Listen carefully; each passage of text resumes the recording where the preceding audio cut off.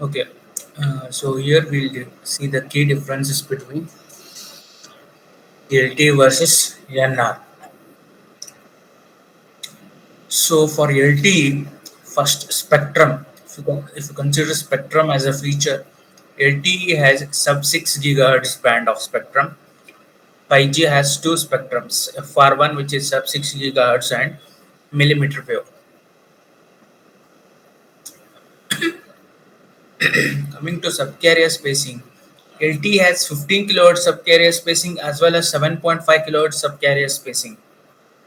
But as we have already seen, 5G has scalable numerology, that is 15 kilohertz, 30 kilohertz, 60 kilohertz, 120 kilohertz, and 240 kilohertz subcarrier spacing, and they are used based upon the use cases. So 4G, what are the waveforms? What are the modulation schemes we use? So for 4G downlink, we will use CPOFDM, that is cyclic prefix OFDM, and uplink we can use DFTS OFDM, or we can use SCFDMA also in case of LTE. But coming to 5G downlink, we can use CPOFDM. Uplink also we can use CPOFDM as well as DFTS OFDM. So scheduling unit. What is the scheduling unit in 4G LTE is subframe. Subframe is a scheduling unit. Means subframe is the smallest unit in the frame structure of LTE. But coming to NR, in subframes we have again slots and mini slots. Slot design. So slot design in LTE is non-self-contained.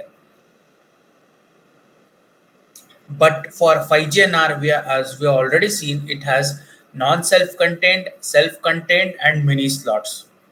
Means where uplink and downlink processing can happen in same slot and may not also happen. These all feature options are available in NR. Coming to uplink downlink configuration, it is static in LTE, and for NR it is static and dynamic. Coming to channel coding in LTE is turbo coding, but for NR we use polar code for control channels and LDPC codes for data channels. So common channel coverage, so cell wide.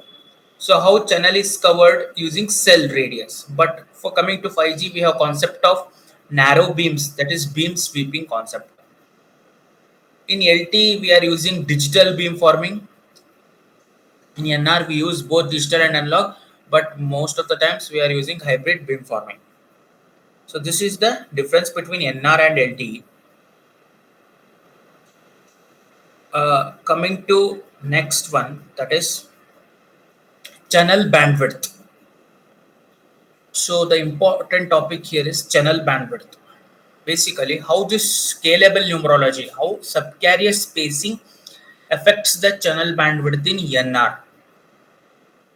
So subcarrier spacing affects both minimum and maximum channel bandwidth and the number of resource blocks. Different settings are used for sub 6 gigahertz FR1 band and millimeter wave FR2 band.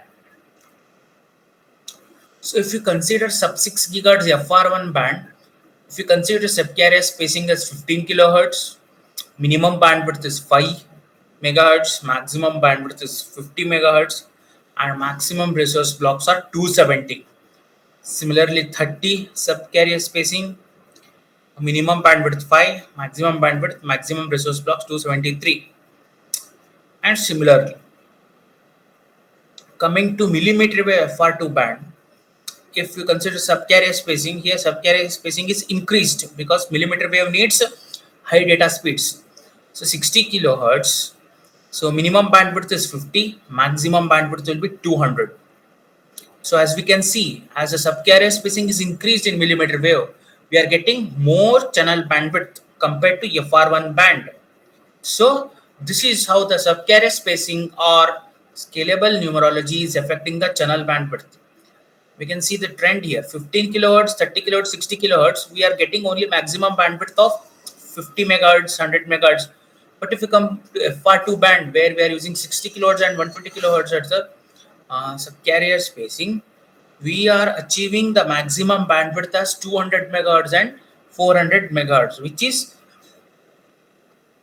more compared to FR1 band.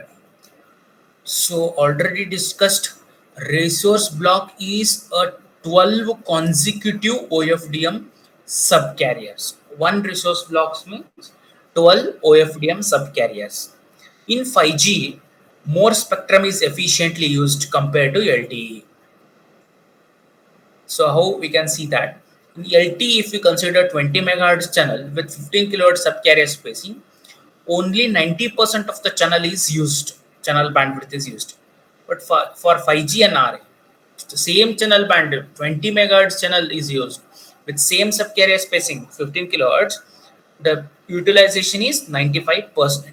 Means spectral efficiency is enhanced in NR. So 5G NR allows for flexible deployments with fewer resource blocks if needed.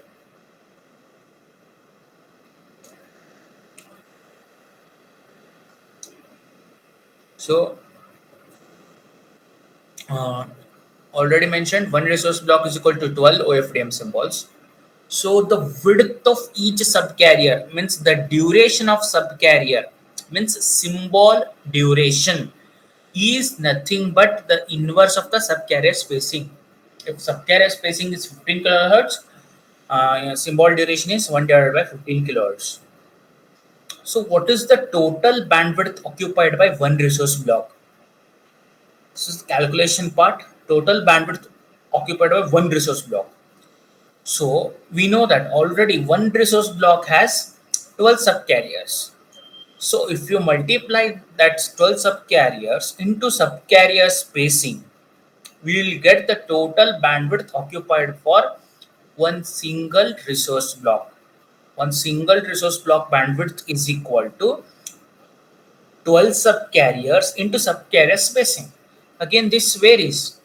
So if you use 15 kilohertz subcarrier spacing, one resource block is equal to 12 subcarriers into 15 kilohertz subcarrier spacing, 180 kilohertz. So if you use 15 kilohertz subcarrier spacing, one resource block bandwidth is 180 kilohertz. Again, if you use subcarrier spacing of 30 kilohertz, so one resource block bandwidth will be 12 into 12 is fixed, which is subcarriers. 12 into 30 kilohertz, that is 360 kilohertz. If you use 60 kilohertz subcarrier spacing, then resource block bandwidth will be 720 kilohertz. So next, calculating the total occupied bandwidth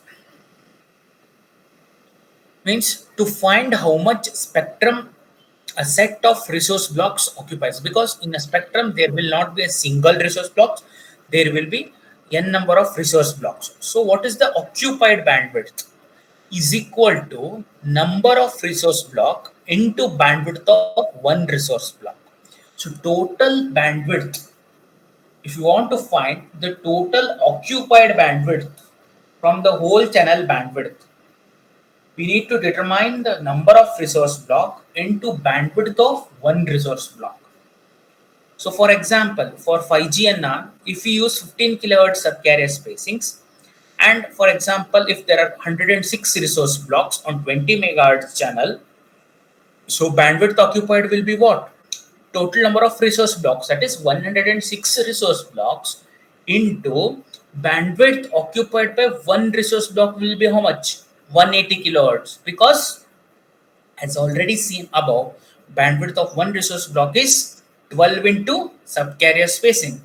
So if here we have considered the subcarrier spacing of 15 kilohertz, so total bandwidth occupied is 106 into 180 kilohertz, that is 19 megahertz. So out of total 20 megahertz channel, 19.08 of megahertz is used for the resource block.